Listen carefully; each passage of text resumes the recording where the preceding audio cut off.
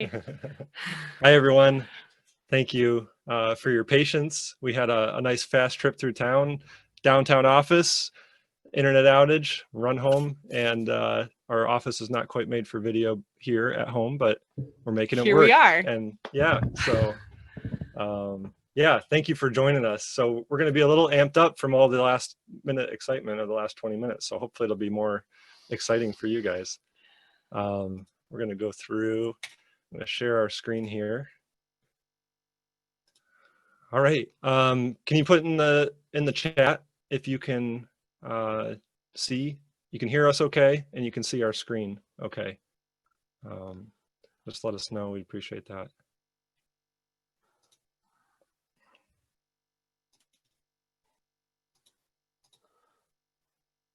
Okay. Eric, thank you. Looks good. Okay. Okay, cool. All right. Awesome sauce. All right, we're gonna get. All right. Yeah, thank you for joining us. We are Matt and Leah. We run a small marketing team that serves local businesses. 80% of our business is local independent lodging properties, and we've been doing that since 2014. That's our passion. That's what we love to do, even though we work with insurance and realtors and all of those great people. It's super boring. We love working with That's harsh.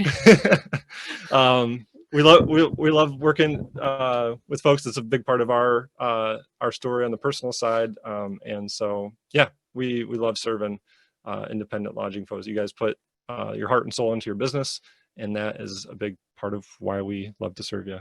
It's also, yeah, it's also what we do. We love working with innkeepers. That's why we keep working with innkeepers, and you can really tell our team just really loves it. And so it's easy to tell in how we approach things, even like this. Just we're excited to talk to you guys about reviews and what they can do for your business.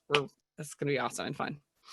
All right, so we're, like Eric said, we're talking about collecting versus curating. Why 5-star reviews aren't enough. Today's agenda, we're going to talk about some of the psychological why behind social proof. There's a lot of understanding in the lodging space that reviews are important, and we all get that.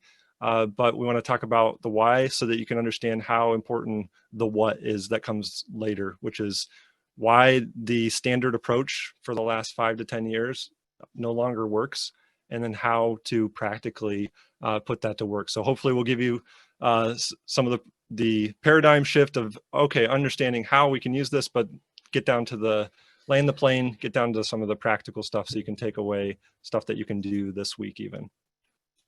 So like I said, we work with independent lodging. We do a handful of services. We're not a big team. We really focus on those small hinges, as the saying goes, those small hinges that move big doors. And that's been our focus and continues to be our focus for lodging properties. So reviews and feedback is one of those small hinges that make a big difference. Went the wrong way here. You did go the wrong way. No judgment. There we go. All right. So you're talking to Leah. She's the director of content, also my beautiful wife. And I'm the founder of Red Oak Local. We've got 2 other people pictured on our team. There's 2 that are not in this, Andrew and Sil, that are part of our team as well. So small team, dedicated, and we love what we do. All right. So this is kind of just a picture of the why. And I want to share with you a research study that was done in 1974 by W.H. Fox. It's quite the name.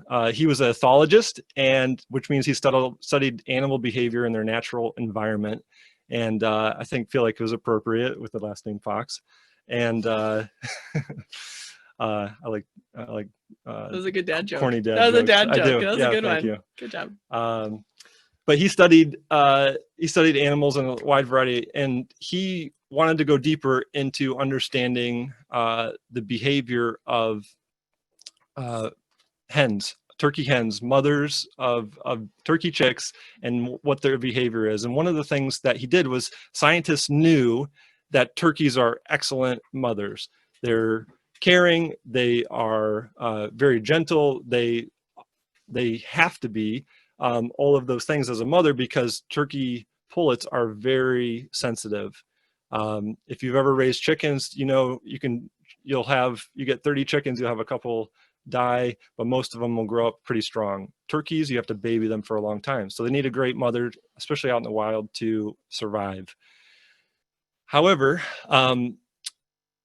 turkey mothers they decide on who is their offspring and how to protect them based upon one primary trigger. Usually, most in the animal kingdom will utilize, you know, they know they're young based upon smell, based upon sight, based upon sound. Yes, thank you. You're welcome. And maybe even, you know, maybe even taste, as they, you know, and whatnot. So there's all these different factors that go into it. But a turkey mother primarily, and scientists knew this, they primarily use the cheep cheep sound as the trigger to know, oh, I need to care for this baby turkey chick. And so they knew that. So he kind of dove further into that research and understanding as an ethologist. And he conducted I don't know if you call it experiment, but a study into what that trigger was and a little bit more. And so what he did is he took a polecat. A polecat is, they're in the weasel family. They live in Europe, very kind of in the skunk, weasel, you know, kind of category. Natural predator, terrible predator to turkeys, any type of bird really.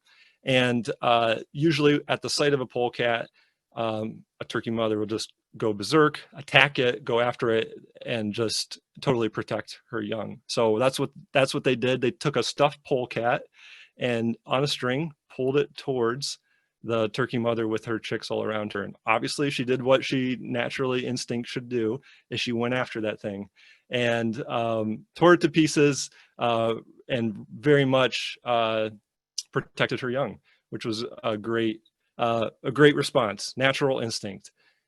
Then inside the second part, they stuffed a tape recorder into the stuffed polecat, pulled it on a string, and that tape recorder, all it said was cheep, cheep, cheep, cheep, cheep, cheep. The turkey mother looked at it, didn't look right, but it heard that sound and it allowed it to approach, stuffed on the string, pulled it toward, and then it actually brought it under its wing because it was saying the cheep, cheep sound. That was the primary trigger that it used to say, oh, this is how I need to care for this. It looked like a predator. It acted like one. It wasn't the same size, but it was making that sound. And that is, that shows that instinct of those animals. But what we would suggest is that comes over in so many ways to us as human beings. And we're smart, that turkey is smart in a lot of ways, but it used that instinct. It took that shortcut of that trigger and said, okay, 99% of the time I'm good with this. But in this experiment, these devious psychologists, ethologists, they were able to circumvent that. And so as humans, that works in a lot of similar ways. There's a lot of different triggers that cause us to turn off our logical thinking brain and just to click that tape, and we comply with whatever has come through.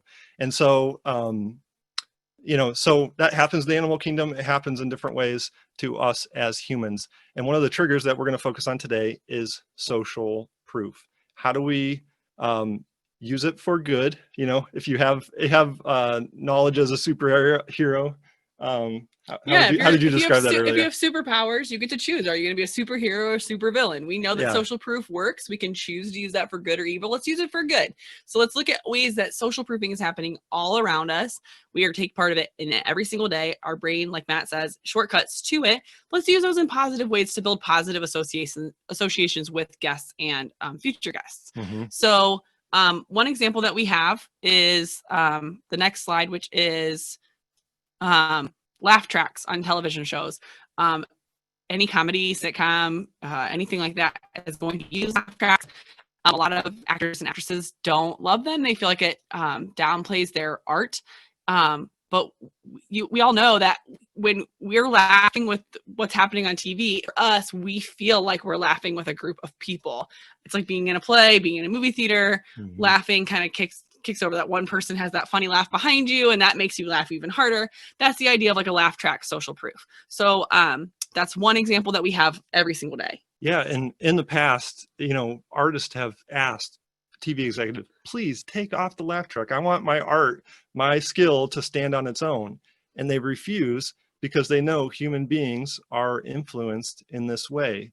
And we've watched, many of us have seen poor comedies that still have the laugh tracks going, and it still works on a certain number of people. So they use it regardless of the skill level, I guess, or the quality level of the comedy. Which is why we're saying use this for good instead of evil. Yeah, that's right. Yeah, that's right. So laugh tracks, job fairs. When I was just out of college, I went to this job fair, and there's booths everywhere. 100, 200 companies are there exhibiting, talking to potential candidates. And I noticed pretty quickly, out of the corner of my eye, there's one that has just a line out the door. That is for the grocery store Aldi. And I was like, Aldi, really? Who really, is coming out of college, business management degree, who wants to work at Aldi? Well, they there was a good reason that they said you could work up to a management role and get into the $90,000 a month or a year range. That's in a month. No, that line would be on the door. That's right. And so everyone was interested. But I didn't need, I was naturally gravitating towards that line anyway before I found that out, because everyone is doing it. This must be good. Everyone is there. Cedar Point, if you're in the Midwest, we're, like I said, in Michigan. We're in the Midwest. He doesn't like lines, but I will be like, oh, that line is 3 hours long. That's nothing for this awesome roller coaster. I'll totally wait, and it doesn't bother me at all, because the line to me proves that the roller coaster is worth waiting for. I won't spend my whole day doing it, but I'll do it for like the new ones that have just opened and some of my favorites. Yeah, that's right. And obviously this is a pre-COVID world. Yeah. Restaurants. Also pre-COVID world, but that idea that we can't get a reservation someplace because the list is just so full that we're willing to put our name out like a month, 2 months in advance just because it's just so busy, or the parking lot is full, or how often do we walk into a restaurant that's even just okay and they tell us the wait's going to be over an hour, and we're like, yeah, okay, and we know that it's full, but we're like, oh, there's just many people here, it must be good. And so we wait for those things. Those are all, that's not the world we live in presently, but those are all ways that with just restaurants that we interact with social proof all the time. And so we're looking at things like that and that influence that the social has as we look at our marketing. Now, like Matt said, you guys already know this. Like we know that innkeepers know that reviews are important. However, in the last couple years, would you say it's what we need our reviews to do has changed?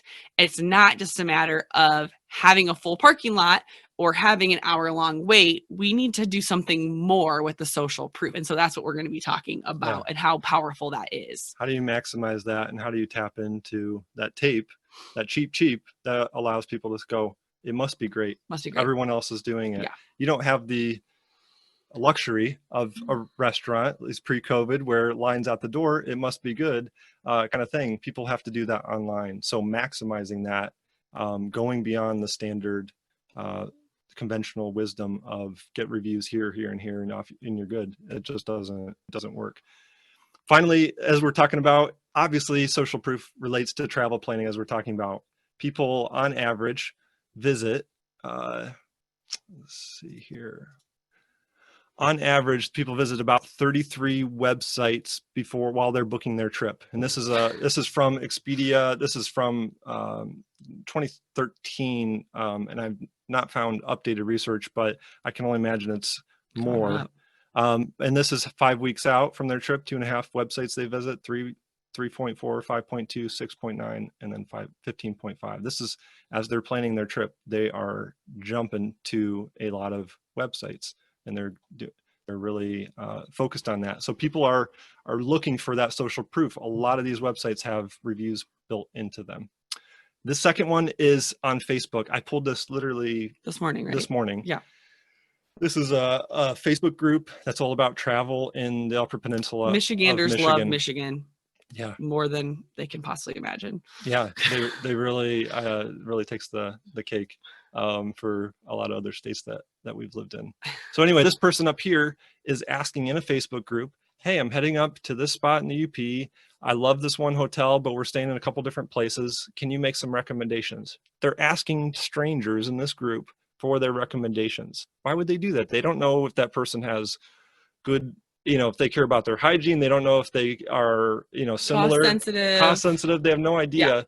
Yeah. And they're asking folks how they can, about their feedback. And as I pulled this, they had 16 comments already. And I think I pulled it an hour after it came, and it just was a perfect example. And different people are recommending, hey, you should go to this, Hilltop Cabins and Motel. And it's got the rating from Facebook there. So this is where that word of mouth is happening for hotels, is within these Facebook groups, within on Facebook pages, between different personal profiles. People are asking for their friends and complete strangers their feedback on their trip, and which makes sense because 85% of people trust online reviews the same as what a personal recommendation would be, and so that's a big deal for, travel is very important for social proof. All right, here we go, getting down to it. So why is this important? This, reviews are important. That's, I know you all understand that, but just to hammer it home, absolutely maximizing reviews means that you will get more guests. You'll get them now, and you'll get them in the future. It makes every other part of your marketing run more smoothly. It's the oil in your car. That it's not the drivetrain, it's not the tires, but it's the oil that allows that car to continue moving down the road for thousands and thousands of miles. And so absolutely, that's the most important thing. And in 2020, as we were thinking about, what topics would be the most useful for an industry that's been rocked by COVID, reviews are that oil. Do those other things, do advertising, do connect, partnerships with your local chamber, whatever that is.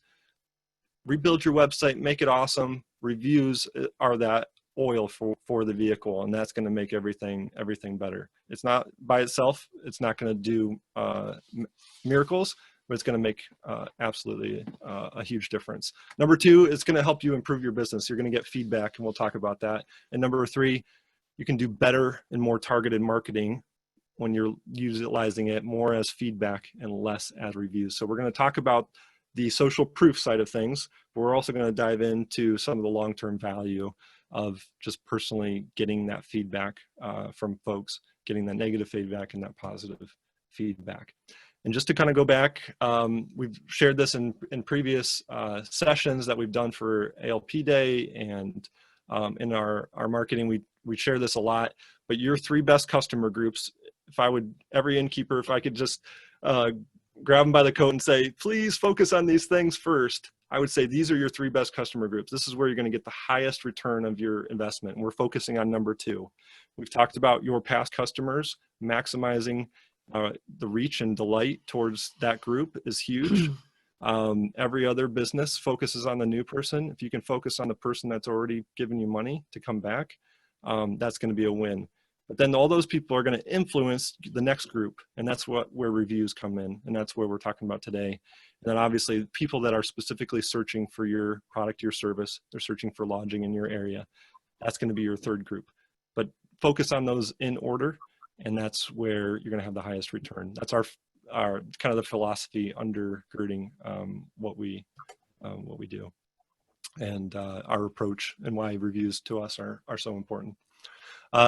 So question, if you would put it in the chat, please, what is the best review site for a lodging property, for specifically an inn, a bed and breakfast, not a vacation rental or anything like that? If you would share, what you believe is the best, and just a short sentence on why that might be.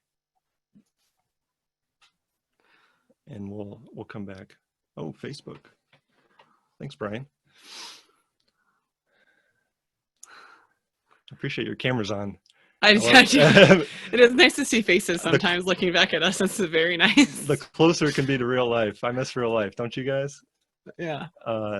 It's nice that we can still function, but it's not the same. It's not the same. Yeah. So hence why it's so important that creating experiences and people coming out to your properties is, I think, it's harder. 2020 has been harder than ever, but it is absolutely more important than ever. Ooh, Kristen said TripAdvisor. TripAdvisor for the depth of lookers. Depth of lookers. Okay. This is good. All right. We're going to move on, but we're going to come back to this and talk about this in a minute. If you haven't yet, please participate in that. I'd be curious in your thoughts on what you believe is the best. Okay. We're getting down to it. What is collecting versus curating? Collecting is the old way of doing things. So we're going to kind of rip that apart a little bit. And we're going to do that quickly because we want to give you practical things to curating. And we want to make sure you have time to ask questions because it is new and it's a different way to look at it. So we are, get excited. I'm so excited I threw my pen. So we're going to tear it down Yep. with collecting, build it up Yeah. with curating, and walk you through some of that. And we're going to zip through things. We are going to, actually, I'm going to. Can I open it? What's that? The chat so I can watch it. That'd be great. So I'm going to put into the chat here, local classified ads on Craigslist. Oh, interesting. Yeah, I can see that. Oh, cool. All right. So I just put this in the chat. So we're going to reference some different resources. We put together a page of resources for ALP. It's redoaklocal.com/ALP. So that'll have, so rather than me just saying different things, we've got some other resources. So as we zip through things, we've got a really long form article that just goes into every nook and cranny of this. And so, if we zip through something too fast, ask questions at the end also. Or you can put them into the chat. I'll be watching the whole time. Yeah. Yep. We'll be watching. Right, doesn't matter. All right.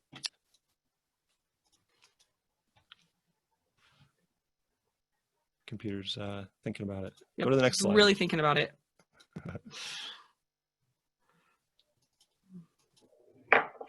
There we go. You want to go? Okay, great. It's not going to go. So let's talk about what's on the next slide.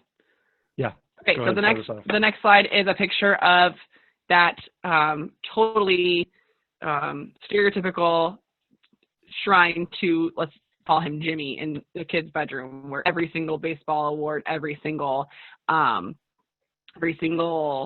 from school, trophy, ribbon, everything is saved and collected and put there on the shelf to kind of look back at like the best, the good old days and remember all those miles and markers. And that is what, that is a good symbol for what marketing reviews have looked like here in the past. We're just collecting stars and we're collecting like those really shiny, really good reviews, and then using those over and over and over again. It's kind of like the guy who, like, the best thing he could put about himself on his resume is that he was like captain of the football team in high school. Like, we need to build more than that shrine to the past, and we need to keep getting current.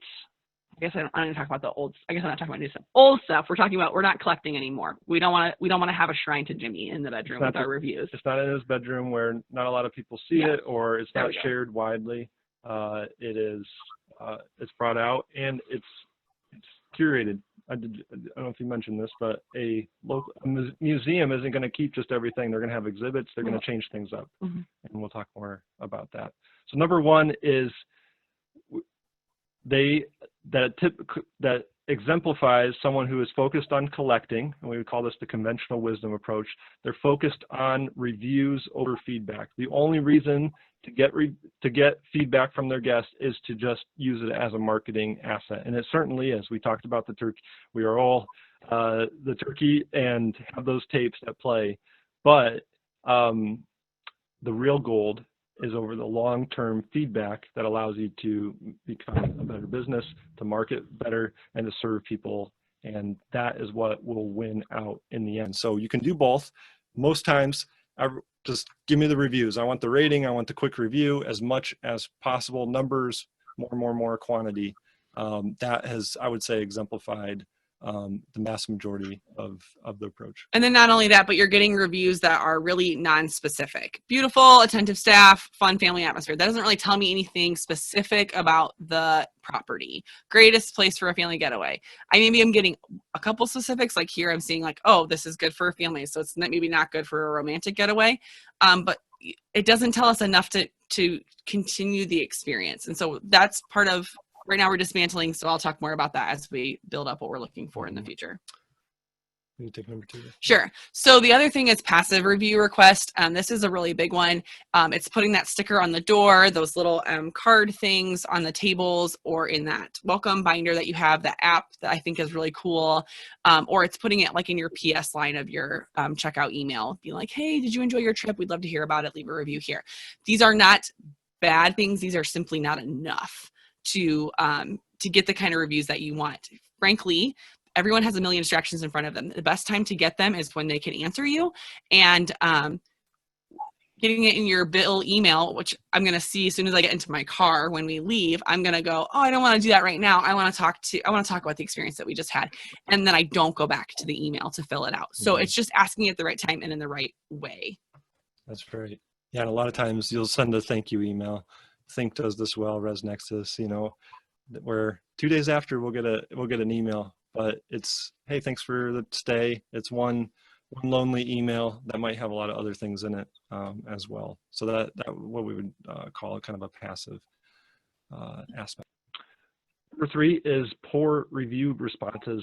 Well, there's a couple aspects with this, but in general, your opportunity is to develop a relationship both with the guest that just stayed with you and with the future person who is reading all of those things. And I see a lot of folks responding only to the really negative stuff. In this case, we found this is for a place in, I think, Traverse City. This is in Traverse City, yeah, Michigan, on the beach. And this horrible review and no response, nothing. Like that, that is a grenade launched to their business, and there's absolutely no understanding or response there. So that's the extreme example. A lot of folks will just respond to negative reviews.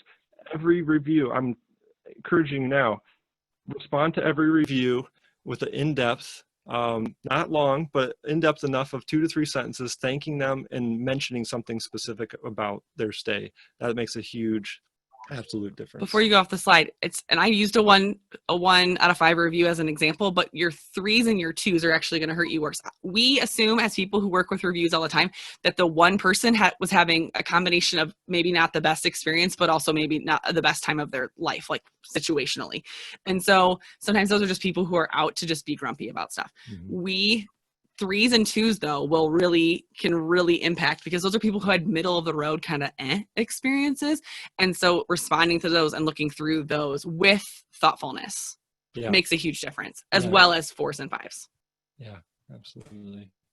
Number 4 is the minimal use of social proof. So I pulled this in the last day or two. I see this with a lot of websites. People aren't using social proof. Your website, that's your front page. And this is a site where at the top under their slider, they had, we loved or stay. So a little typo there that amazing staff, very friendly and helpful, beautiful views, very clean. We look forward to staying again. Their main header. That's their attention point. And no picture of the person. They've just got this. Can you, number 1, this looks inauthentic. Number 2, they have if I look closely, September 1st, I guess maybe. And then I'm drawn to this button, so it doesn't even pop out. But can you think of a more boring review to highlight? This, you could say this for absolutely any property. There's nothing unique about this review. So this is at the top, and then at the bottom, they bring a bunch of links off to TripAdvisor. This is TripAdvisor's marketing here. Utilize that, but don't link, they have no other reviews on the site except for these 2 places, no other social proof that this is a good place to stay. And they send people off to TripAdvisor. They've done all this work to get them to their website, and then the only place people can go to look at those reviews is someplace else. Is someplace else. Yeah. So we see that a lot. Minimal use of social proof. Number 5, overly focused on TripAdvisor. TripAdvisor has been great for a number of years. It is in decline. It is going to be around for a long time, but let me ask you a question. How many of you have gotten a phone call from Yelp, one of their sales people? I have the chat up. You have the chat up? Yep. Okay. I have the chat up. Okay, good. Anyone get phone calls I'm from sure the you do. Yelp, people? 1, 2, 10, 20 calls. Once you pick up, they call you again and again. So yeah, 3. Brian's gotten 3. Okay, wow, you're fortunate. Some just get absolutely Pounded. lambasted. Yeah. If you sign up new on Yelp, you just get hit hard. So Yelp is a service that used to be very much focused on quality. They got a little bit greedy, a lot of greedy. They really turned up the sales and turned up the advertising, and it totally drowned out the value of the platform. And ever since, for the last number of years, they have been in a slow decline. Will they be around in 5 years? Yeah, probably. But are they going to be actually used? Not really. TripAdvisor is on a similar path. They have crowded out a lot of the value. Buttons everywhere to go click and check pricing. Everything is just so crowded, so busy, so many moving parts. Used to be when you're ranked number 1 on TripAdvisor, you got the most value, or you got a huge amount of value. Now they have their best match thing. So they are slowly chipping away at the value in order to maximize the advertising. People catch on. It takes them a while, but they catch on. Google reviews, Facebook reviews, still get TripAdvisor, but yeah, that's a hallmark. Folks are very focused on TripAdvisor. That picture shows an example. That's 1 in, and that shows that the number of reviews they have is 4 to 5 times larger on TripAdvisor than on Google, showing where they're putting their focus on having reviews. Yeah. It is the same in. I just didn't. Yeah, thank you for calling that out. Yeah, and I should say TripAdvisor is not as annoying as Yelp. Yelp is absolutely just, you can't get rid of them. But TripAdvisor does that. I don't know if you remember, it's been 5 years now, maybe 4, where their ROI calculator said that their business listing stuff was, was a huge value, and they estimated your ROI, and they, in some cases, for some of our clients, 4x their yearly price to be part of that. They're trying to squeeze everything they can out of it because they know they have a valuable service. So would you kind of share more why we asked about favorite review service? Well, we asked because we are really in favor of a different approach, and not because this isn't valuable, but because it's not a complete picture of what a review is capable of doing. And so when Matt said that we're a small marketing firm and we do things that are small hinges on big doors, it's because those are where we see the most value to our clients when we do them to their fullest and to the best of their ability to work for you on things. So we're not discounting getting reviews. We're not discounting the importance of them. We're saying, let's use them to the full ability. And so when we ask what your best review site is for your inner hotel, it's your website. It's your ability to curate feedback from your guests that then can be turned into specific and clear reviews that you direct towards third-party sites. I say this all the time. This is my favorite thing to say, actually. So I think that's why Matt is having me say it. You guys are just amazing innkeepers. And when you have this amazing in-person experience, every piece of your digital marketing should point back to that stellar in-person experience. And your website does that. The fact that you're communicating with your past guests as your best future guests is pointing to that. And then using your reviews to showcase the depth and breadth of what that in-person experience is like is what makes getting reviews as feedback to you first and then out to third-party sites so important, because it does what you do in person into your digital marketing. That's right. And the only thing I would add is that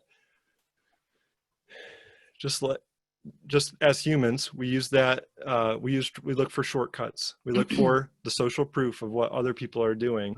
And we would suggest that the reason why TripAdvisor is such, even though it is, we believe and have seen it's in decline, the social proof is everyone is still focused on TripAdvisor. I would say in some cases obsessed with TripAdvisor. And everyone's doing that, and then as an industry we just keep focusing on that.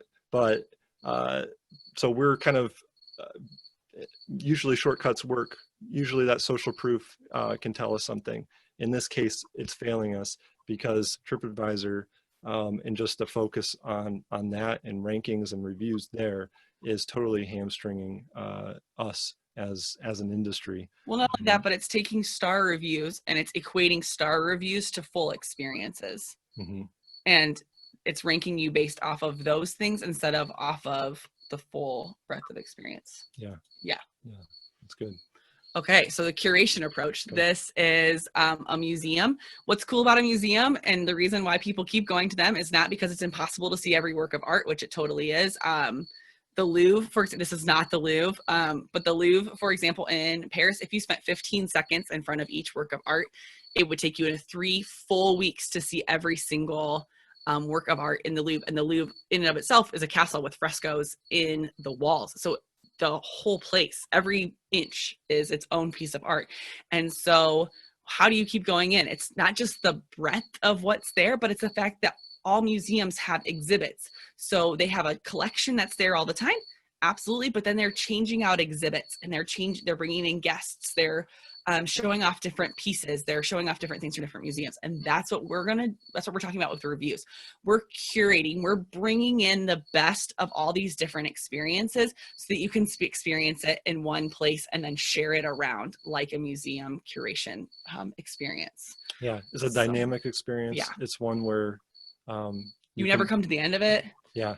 Yeah. It's used in a lot of different ways. So we're going to share some hallmarks of someone utilizing the curation approach and give you some examples.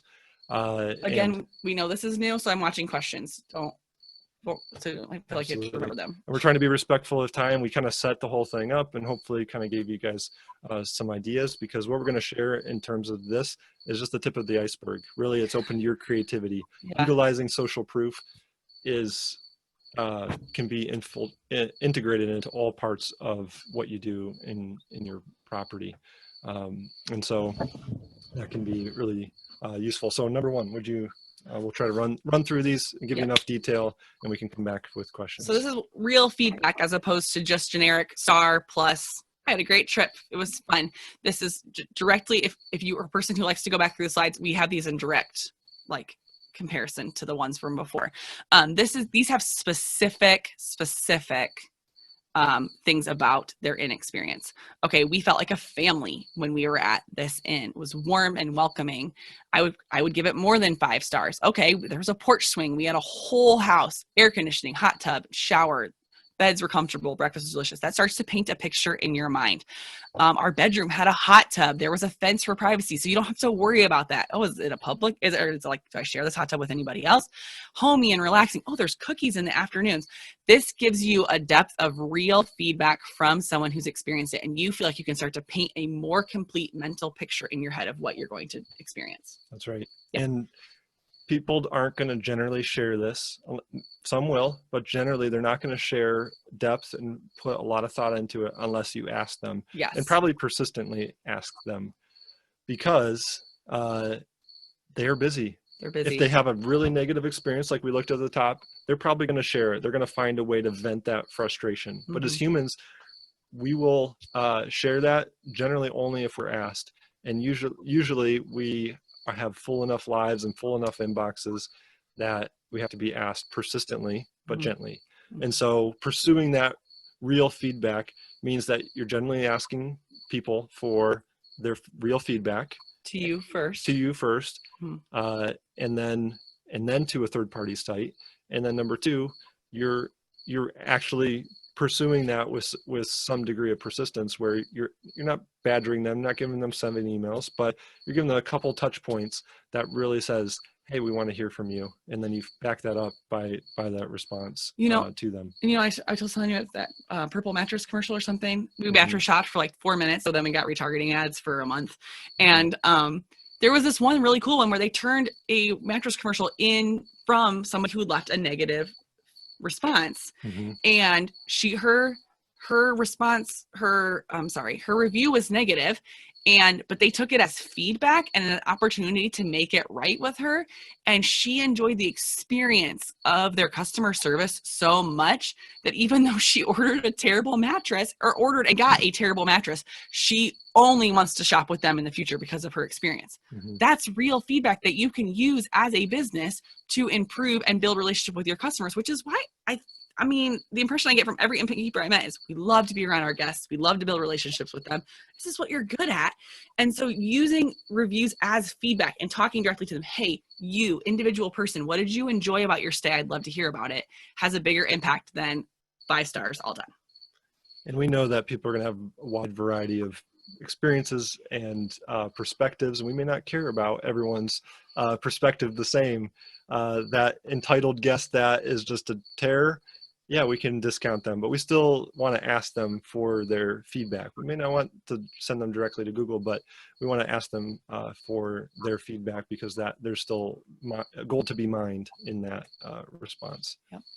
Number two is you almost got it. Is value all third-party review sites. So for travel outside of OTAs, which you can't really influence the reviews, it's those guests, those are important. It's these 3 sites: Google, Facebook, and TripAdvisor are the absolute most important. TripAdvisor should be number 2 to number 3. Google should be, I would say at this point, the majority of your focus and efforts. More people are utilizing Google to search their trip, and they're coming across and utilizing that. And on Google, they aggregate reviews from TripAdvisor, from all the OTAs, all the smaller sites, Yelp if you have any there, plus the Google reviews. People see the value and be able to see that at a glance. Focus on Google first, because more people are going there to search and look at their trip. So focus on Google, Facebook and TripAdvisor second, and they have value as well. But that I would put Google at a big first there. It'll make an impact for you. Number 3 would be making time for in-depth review responses. Do you want to take this? Yeah, and I could have, but they would have been really small. Examples of ways to do this well on all kinds of reviews, but I used a 2 and a 5. This is going through, and so the 3, a 2 and a 3, I'm sorry. The 3, he didn't even say anything, and they still chose to respond and to ask questions and to have that experience. The 2, again, asking questions, responding to specific criticisms that they had.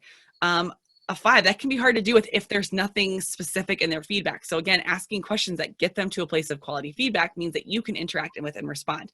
And then when someone sees those reviews, they don't just see the numbers, they see the relationship, the specific feedback, and the time that you take to care for your guests. Again, expanding your already stellar in-person guest experience out into all your digital touch points. And that even if with a negative experience, they're still going to appreciate the response. And then most importantly, your future guests are reading this and making a decision. So taking the time to really dive in, not just on the negative ones, that's what we've shown here, but also on the positive ones. Celebrate with them if they've had an awesome trip and loved that experience.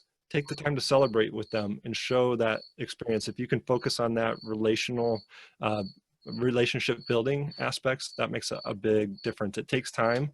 You can see the owner of the inn on this side, he took time to craft this response, and but I guarantee you that he has gotten more customers from doing that, even though this person had a negative type of experience. So take the time to craft those responses. We've talked about this at several points, so I won't dive into it, but value feedback over reviews. So we typically like a 3-part process, but it's this, for simplicity, it's a 2-part process. One, you ask for direct feedback to you, say, hey, would you share your feedback? And that results in people willingly giving you more detail. Share your feedback with me. We want to hear. They give you this amazing amount of detail when they do that. And then after that, you ask them, please, would you share this on Google or TripAdvisor or Facebook? We would really appreciate this feedback. Would you go share it there? And so it takes it from this good review. Yeah, I mean, it's better than nothing, to this. This gives you so many different piece of the service, and such a picture into how this worked. Their cell phone died, and the staff printed directions, told them where they need to go. The rental fell through for their next leg of their trip. They took it back, made a spot for her. I mean, that if you are interested in staying in that place once after you read that, it's not gonna, I don't know what will. It's definitely more compelling than clean and comfortable, because everyone's review should say clean and comfortable. Yeah. I mean, and if they don't, they're, yeah, that's right. Anyways, here's some other examples. I mean, guys, I don't take the time to write this detail, even place things I love. Like, this is people that are really committed. Unless they ask. If it's a real, I know that they value it, I'm going to do that. So asking them. This was on TripAdvisor. This is for a place in the Smokies, and they first wrote this out directly to us, and then posted that to TripAdvisor. I mean, how many people will take the time to write a small novel about your place? It just doesn't happen. Okay, number 5, we touched on this, but please, please, please maximize your use of social proof. Use it everywhere in a classy way, but build it into your entire online presence as much as possible. And we're just going to touch on some highlights, but use it everywhere. On all of your website homepages, I want to see 2 to 5 reviews, detailed reviews. Have a whole section with detailed reviews on that. That have to do with the content on each page specifically, whenever possible. Well, the homepage, yeah, the homepage can touch on different things. And if you have sections where maybe you've got lodging, maybe you also do weddings, maybe you also have a restaurant, have those things backing that up. I want to see that on the homepage. That's your highest traffic page on your site. 9 times out of 10, get more reviews on there. Not a link out to TripAdvisor, not a short, well, this is great. Get more content on there. People will read it if you put it on there. That's on your homepage. Number 2, I want to see a reviews page, not a feedback page, not a comments page. I want to see a reviews. I want it linked in your top menu bar, and I want it to take to a page with just a ton of good reviews from a lot of different sources. And there's software that can do this, but you can also use copy and paste. You want to have their name on there, you want to see what the stars, and you want the source, and you want to do that. So that's a reviews page, a specific page that just houses all of those things. And I would add maybe the date of their stay, because I don't really want reviews from 5 years ago. I want to know how someone's experience was, especially COVID. I want to know how somebody's COVID experience was. That's right. That's right. If someone's saying it's clean 5 years ago, that does not have the same value as if they said it was clean, COVID clean and clean 2 weeks ago. Yeah. That makes a big difference. Yeah. So all of that add to the authenticity and help the trust build with reading that review, because reviews can be faked. And so people's BS-ometer is going all the time. I'm going to skip down here real quick. I also want to see more of a nuanced use of social proof. So if you've got rooms, maybe you have your best cottage, your best room. I want to see 3, 4, 5 reviews backing that up on that specific page. Or, if you just have 1 or 2, utilize those on your breakfast page, on your amenities page, on every different review or every different room. find reviews that talk about that room specifically, that talk about what a great breakfast experience, integrate that onto your website. That is, I see that almost nowhere. Even if people have it on their homepage, they have it on a reviews page, they have not taken the time to get more nuanced. And that's where, if people, think about this. If one of our kids was learning how to swim, we could try to teach them. And we absolutely do try to teach them, or have instructors try to teach them.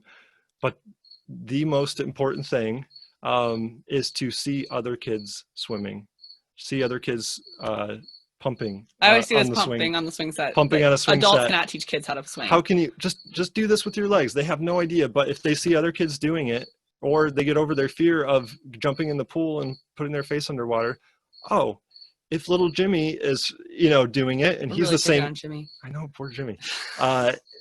He's 5. I'm 5. It must be okay.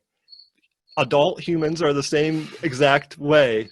If we see that, oh, they're a family, we're coming as a family. Oh, this is good. Or, hey, we're a couple. Maybe we're an affluent couple. We can pick that out of the review that says, hey, we enjoyed the Tesla charger at this, let's say select registry property, because I know a lot of you have those destination chargers. And we love this. That says, oh, a certain level of affluence because I have an electric car or a Tesla. That's going to connect back to that type of guest. So be aware of the more you can match that, not just a general review, but if you can match so they can see, oh, I'm just like 5-year-old Jimmy kind of connection, that's going to make a big difference in the psychology of using that social proof. I'll show you. This is a screenshot of an email. All your email campaigns have at least one review in there. Have them recent, have them connected to what you're talking about in your email. If you're talking about elopements at your property, have a review that's at least has a section of it that talks about they had a great elopement at your property. Listen, and brides will write a novel for you if they had a good experience. They absolutely will. So any email, any of this, absolutely utilize that. Social media, share your reviews on social media. Make it super hard for people to miss that a lot of people are talking about. You have to be very proactive, as we said about that. We're coming to the end of our time, and we want to be open for questions. So we're going to plow through the next. There's 2 more points, slides. right? Yeah. So one of our used to improve targeting and messaging. Matt started talking about that. This is one of our clients. Constantly has reviews that say how good the breakfasts are. And so we use that everywhere. We have a specific blog post that talks about the breakfasts, filled with reviews that have a filter on them that point to any review that has the word breakfast in it. During the shutdown, specifically, the innkeeper did a lot of things around breakfast because that is the thing that people love the most about them. And we talk about the breakfast, and then you know what? More people go expecting an amazing breakfast and then get what they expect. And then in the review say, wow, that breakfast was amazing because I heard about it online and I expected it to be amazing. I'm going to say how amazing it was. And so we use this in, like I said, Matt was already talking about this. We use this in emails, social media, on the web pages, in blog posts. We use it absolutely everywhere to show that there is people enjoying breakfast, right, enjoying the pool, enjoying the massage, enjoying whatever aspect it is, curating those out to make a unique review experience that points to your awesome amenities. That's right. Yeah, it can further refine who you target, like Leah said, and how your messaging, how you talk about it, and that over the long haul will make all the difference in how much your marketing actually connects, not just to the brain of like, oh, that looks like a nice place, but it gets to that cheap level of you're playing the tape, and people are like, wow, this is just, I didn't even think about this. I'm just going to book this place because it's playing at a deeper level. And this is how people, if you want to like listen in on their conversation to find out what they care about, you can do that with reviews. If you're on site innkeeper, you get this from some of the conversations that you have. Reviews gets it to another level. Number 7, we'll just end on this, and we had not focused. This is the long-term goal as well for reviews and feedback in your business. Use it to improve your business, you're going to see things that people, even a great review, people are going to say, well, this thing or that thing Could be improved. could be improved. Look at that over the course of months and even years to see what are people talking about, and what kinds of things are they saying. This is not an actual picture of, but one of our properties, actually two of our properties, people mention the smallness and the quality of bathrooms in one or two of their rooms regularly. And maybe there's nothing they can do about it, but regularly mention, wow, this was a great experience. Horrible bathroom, way too small, over time, maybe not in 2020, when cash is maybe a little lower, but when remodel plans happen, when they happen, take that into account. This is a pain point. People are telling you this. Take away that friction, and that can be big things, that can be little things, but utilize that to improve the business. Okay. So we want to talk about this to kind of finish off. I appreciate your guys' patience as we're going a couple minutes over, and we'll be thinking about some really tough questions. We want to try to stump us. Yeah, that'd be fun.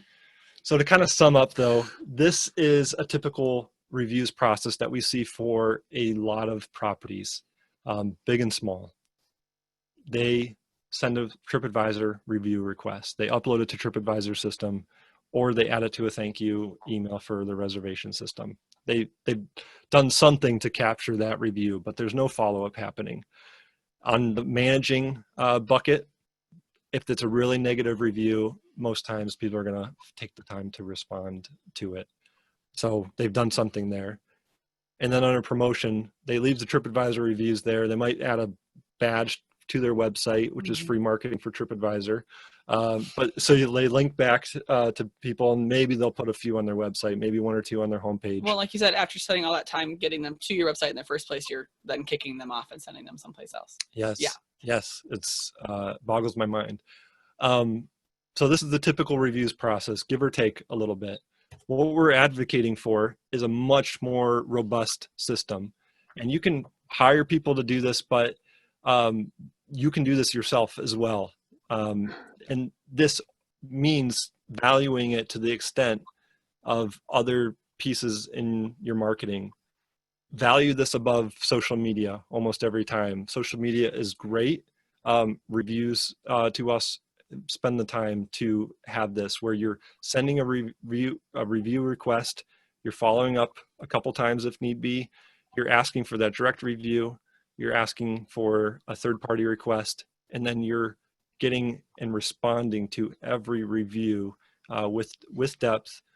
You're looking at the themes, the trends, you're tracking the issues to improve your business, and then you're promoting. You're putting reviews on your homepage, on your social post. You're getting a review stream, you're a tag stream, which is basically that nuanced approach. You're utilizing, and this is just the tip of the iceberg, and how you can utilize and promote what you're doing with your reviews. So expand this, turn it into as much as possible of a system so that you stick with it. It's going to be a night and day difference. It's going to be that oil. We would suggest that the oil needs changed in your marketing car, which is your reviews. Your system it needs changed. It's black, it's old, it's still working technically, but it's not robust. Put some fresh oil in it. It's going to help the car to run better, faster, and longer over time. And so this is kind of a visual overlay of that. So today's takeaway is just to kind of give it to you. Please ask for direct feedback and use it to improve your business and your marketing. Please use the opportunity of feedback and reviews to build a relationship with both your past guests and your future guest. Responses, how you ask and interact. Please stop obsessing or over TripAdvisor. It's great in a lot of ways, but don't focus on it exclusively. There's other bigger fish to fry. And then number 4, this might be the most important, use social proof. You already have it. I'm sure if you're running a good property, and I know that you are, you're going to have a treasure trove of this asset. It's like taking, it's like taking gold and then burying it in the basement, you know, underneath the basement floor and just locking it and not utilizing it. It's taking those assets and just burying them if you're just leaving them on TripAdvisor. So please, it's leaving Jimmy's it. shrine up in his room after he moves out for college. Like, that's poor right. Jimmy. Well, I don't want to see Jimmy's trophies, but we do. If I'm searching, I do want to see your reviews. So, all right. So that's all that we have. I went too far. We don't need to get into that piece of it. So let's open it up for questions. You can jump on chat, or we can even, if Heather did that, and Eric, you can jump on, take yourself off mute, and we can do it that way. We'd love for you to jump in. We do have a couple questions on chat. One is from Brian. He says that I would assume that sharing that the internet is available is important. Yes, as a matter of fact, this week when I was writing content for our client, I said, hey, we're going to talk about how our internet is fantastic because people are working from home and doing school from home like never before, and it gives them a chance to vacation in different ways. So yes, talk about how fast your internet is, and then considering the trouble that we had today, make sure your internet is actually fast, especially able to handle multiple guests working and doing school at the same time. That's right. Yeah, I mean, I think we have a virtual team. We've got one that locally, but we don't work out of the same office all the time. Literally, we could go for 2 weeks at a time, our family, and go stay somewhere. That's the dream, actually. You know, and we could work from anywhere, and increasingly that's everyone's. So they could take extended stays, you know, whether it's themselves or whatnot. So internet, is an absolutely important thing. Yeah, and then okay, so do you have a checklist that we could provide to our guests that you could email to me? The checklist would ask them to please send a review on us. Brian, I assume that you're asking, and I'll just look you in the face. Brian, I'd assume that you're asking for like a paper checklist that you could print and hand to them on their way out the door. Yeah, we do have one of those. I don't know that we have. We rely on digital communication to do that. Yeah, I'll send you. I'm trying to think where we have it. I'll send you if you email us, or I'm trying to think how we could get it to you. But basically, yeah, what I would suggest is that you print up a business card that asks them to share a review with you, or you could do a bigger piece of paper.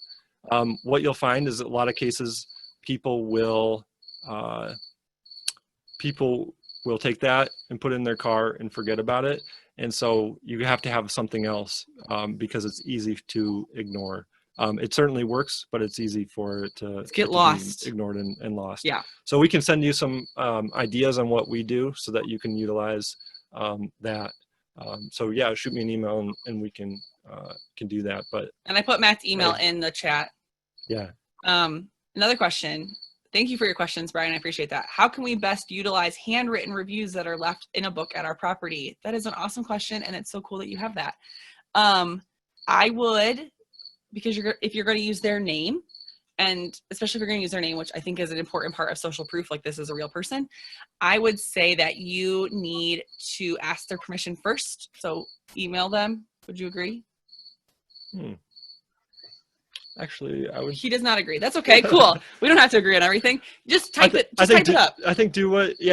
But if they've left it, they probably expect other people to read it. I guess. Yeah. They expect other people to read it. So, that's true. you know, maybe not share their full name. I would do first name, last initial. Yeah, I agree with kind that. of thing. But if you feel like you want to, you know, be extra careful, then shoot them an email. I just don't think you'll hear from a lot of people. That's true. And they're busy. They are expecting other people to read through the book, like you said.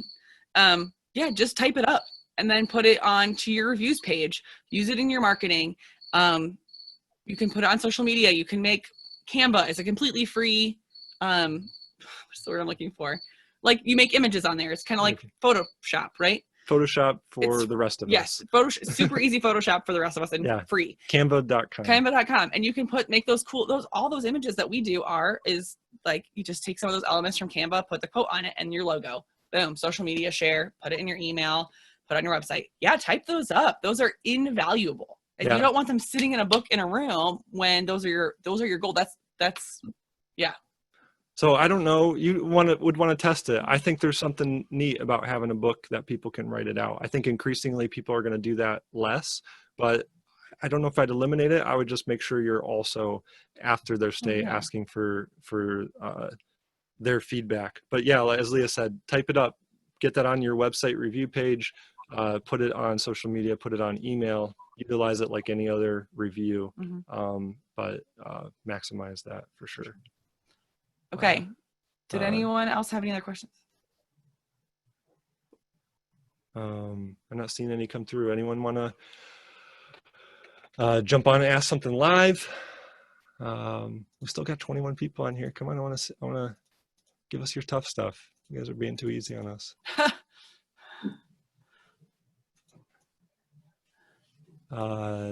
So yeah, if you have questions, shoot us an email afterwards. I'm happy to. And we'd love to talk you through that. But yeah, we just really, it's a small hinge, swings a big door. Big door. It's the oil for your car. So just really encourage you to double down on that, not just buy into the shortcut of what everyone else has done for a number of years. There's a lot more gold to be mined. So absolutely. Yeah. Yeah, thanks for having us today, guys. This was fun.